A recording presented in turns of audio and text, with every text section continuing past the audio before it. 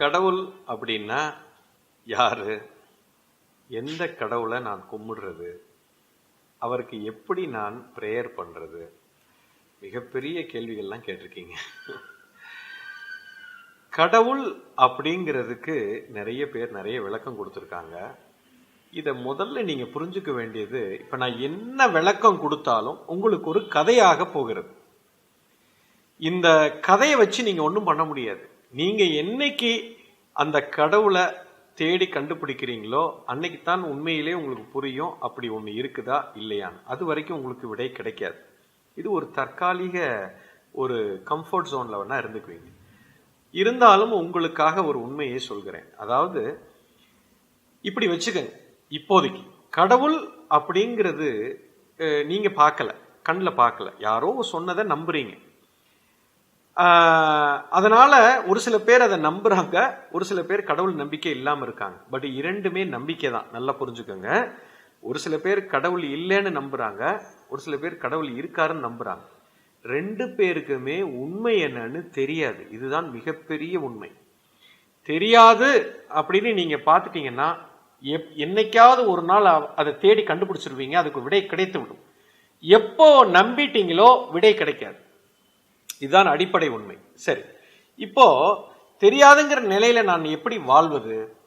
இப்ப இயற்கையில அப்படி ஒண்ணு இருக்கா இல்லையான்னு எனக்கு தெரியல. சரி, ஆனா ஏதோ ஒரு சக்தி என்னை இயக்கி கொண்டு இருக்கு. அந்த அளவுக்கு உங்களுக்கு புரிஞ்சிருக்கும். என்னை மீறி ஏதோ ஒண்ணு நடக்குது. இப்போ நான் என் இறப்பை என்னால் தடுத்து நிறுத்த முடியல. திடீர்னு என் ஹார்ட் நின்று போயிருது, திடீர்னு சுனாமி அடிக்குது, திடீர்னு பூமி பிளக்குது, என் உயிர் போயிடுது, திடீர்னு என் அம்மாவை தூக்கிடுது, என் அப்பாவை தூக்கி. யார் இதெல்லாம் பண்றான்? ஏதோ ஒரு சக்தி நடந்து கொண்டு இருக்குது, எனக்கு புரியவில்லை. அப்போ இந்த பிரபஞ்சத்தில் கடவுள் அப்படிங்கிறது கண்ணில் பார்க்கல, ஏதோ ஒரு தன்மை, கடவுள் தன்மைன்னு வச்சுக்கலாம் இப்போதைக்கு. there is some energy which is there in the existence. விஞ்ஞான பூர்வமா பார்த்தா ஏதோ ஒரு சக்தி என்னை ஆட்டி படைத்து கொண்டு, அதுக்கு என்ன வேணா பேர் வச்சுக்க.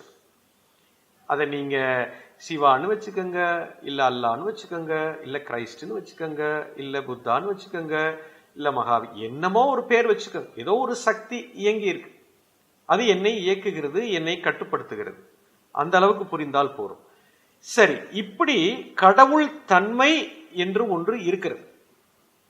அந்த தன்மை, அந்த சக்தி இயக்கமாக மாறி ஒரு உருவெடுத்து நிற்கிறது.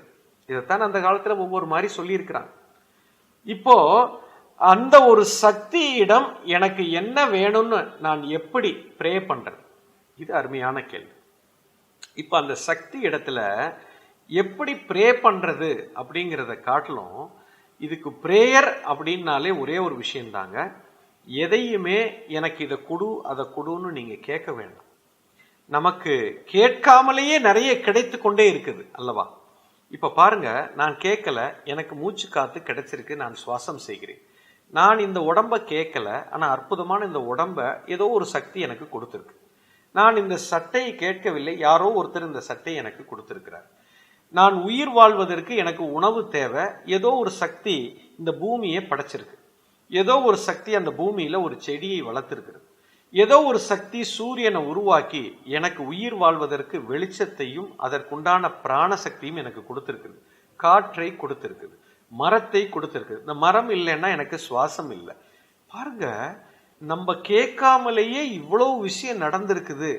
அப்படின்னா நம்மளை வாழ வைப்பதற்கு ஏதோ ஒரு சக்தி நமக்கு பின்னால இயங்கிட்டு இருக்குது. இந்த அளவுக்கு நமக்கு தெளிவாக தெரியுது. அப்போ எனக்கு இவ்வளவு நான் கேட்காமலேயே கொடுத்திருக்குது அப்படின்னா, இது நம்மளை மீறி எனக்குள்ள ஏதோ ஒண்ணு நடக்கிறதுனால என்னை வாழ வைக்கிறதுக்கு இதெல்லாம் ஏதோ ஒன்று செய்து கொண்டே இருக்குது. அப்போ ஒரு புத்திசாலியாக நான் என்ன செய்வேன்னா, நான் கேட்காமலேயே எனக்கு நீ இவ்வளவு இதையும் கொடுத்திருக்கிற, உனக்கு நான் மிகப்பெரிய ஒரு நன்றியை சொல்றேன். நான் உயிரோடு இன்னைக்கு இருக்கிறேன், இதுக்கு ஒரு நன்றி. நான் கேட்காமலேயே நமக்கு சின்னதா யாரோ ஒருத்தர் ஷர்ட் வாங்கி கொடுத்தாரு, ஒரு சாப்பாடு வாங்கி கொடுத்தா இம்மிடியட்டா அவருக்கு ஒரு நன்றி சொல்றோம். இவ்வளவு பெரிய ஒரு பிரபஞ்சம் என் வாழ்வதற்கு ஆதாரத்தையே உருவாக்கி வச்சிருக்குது அப்படின்னா அதற்கு முதல்ல நன்றி சொல்லுங்க. எப்பவுமே எனக்கு என்ன கிடைத்திருக்கிறதோ அதற்கு எவன் நன்றி சொல்றானோ இவனுக்கு கிடைத்து கொண்டே இருக்கும். இதுதாங்க இயற்கையோட சட்டம். திஸ் இஸ் நேச்சர்ஸ் லா. ஒரு கடைக்கு போறீங்க, ஒரு வியாபாரம், ஒரு துணி கடைக்கு போறீங்க, பொருள் வாங்கிட்டு அவருக்கு பணத்தை கொடுக்குறீங்க.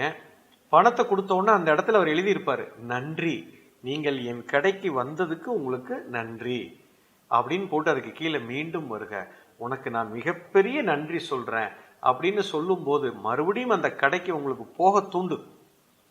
அப்போ அந்த நன்றி உணர்வு, அந்த கடைக்காரன் எப்பொழுது அந்த நன்றியை வெளிப்படுத்துகிறானோ நீங்க மீண்டும் மீண்டும் அந்த கடைக்கு வருவீங்க. அவனுக்கு செல்வம் பெருகி கொண்டே போகும்.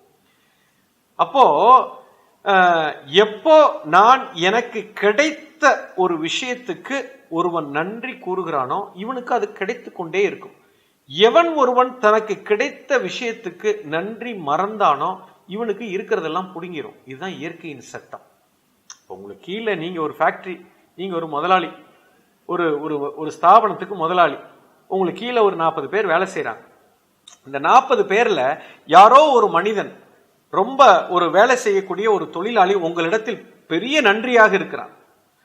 அவ்வளவு உங்க மேல அப்படி ஒரு லாயலா இருக்கிறான், நன்றி உணர்வோட இருக்கிறான். இப்போ அந்த ஒரு தொழிலாளிக்கு ஒரு பிரச்சனை, அவனுக்கு ஏதோ பர்சனல் ப்ராப்ளம், வேலையை விட்டுட்டு போறேன்னு நிக்கிறான். விட்டுருவீங்களா நீங்க? டேய், அவனை வேலையை விட்டு போகாதரா, அவ்வளவு நன்றியுள்ள ஒரு மனுஷன், அவனுக்கு என்ன பிரச்சனைனாலும் அதை நான் சால்வ் பண்றேன், அவனுக்கு என்ன வேணுமோ நீ கொடு, அவனை மட்டும் என்னை விட்டு போக கூடாது, அவனுக்கு பணம் வேணுமா, சம்பளம் வேணுமா, அவன் வீட்டு பிரச்சனையா, நான் சால்வ் பண்றேன் அப்படின்னு நாம குதிப்போம். பாருங்க, நமக்கு கீழே வேலை செய்யக்கூடிய ஒரு தொழிலாளி, நான் எஜமான், என்கிட்ட எப்போ ஒருத்தன் நன்றியோட இருக்கிறானோ அவன் கேட்காமலேயே நான் எல்லாத்தையும் தூக்கி கொடுக்க போறேன் அவனுக்கு. அப்போ எனக்கு கீழே இருப்பவனோட இதுதான் நான் செய்யறேன் அப்படின்னா, நமக்கு மேலே இருக்கக்கூடிய ஏதோ ஒரு சக்தி, அது என்னவா வேணாலும் இருக்கட்டும், அதுக்கு என்ன பேர் வேணாலும் வச்சுக்க, அப்போ அந்த சக்தி எனக்கு இவ்வளவு கொடுத்திருக்குது, இப்போ அதுகிட்ட நான் எப்ப நன்றியோட இருக்கிறேன் அப்படின்னா அது நான் கேட்காமலே எல்லாத்தையும் எனக்கு கொடுத்துக்கிட்டே இருக்குமா இருக்காது. Simple common sense. இது ஒரு பெரிய ராக்கெட் சயின்ஸ் இல்லை. நீங்க எப்போ நன்றி உணர்வோடு இருக்கிறீங்களோ உங்களுக்கு எல்லாமே கிடைக்கும். எந்த கடவுள்கிட்ட வேண்டது, உங்களுக்கு பிடிச்ச கடவுள்கிட்ட வேண்டிக்கிங்க. பிள்ளையார பிடிக்குமா வேண்டிக்கிங்க, சிவனை பிடிச்சதா வேண்டிக்கிங்க, பெருமாளை பிடிக்குமா வேண்டிங்க, அல்லாவை பிடிக்குமா வேண்டிக்கிங்க, ஜீசஸ் கிரைஸ்ட பிடிக்குமா வேண்டிக்கிங்க, புத்தாவை பிடிக்குமா வேண்டிங்க. எந்த சக்தி பேரை வேணாலும் சொல்லிக்க, அது முக்கியமல்ல. ஆனா நன்றி உணர்வை வெளிப்படுத்துங்க. இதுதான் உண்மையான பிரேயர். புரிஞ்சிருக்குன்னு நினைக்கிறேன்.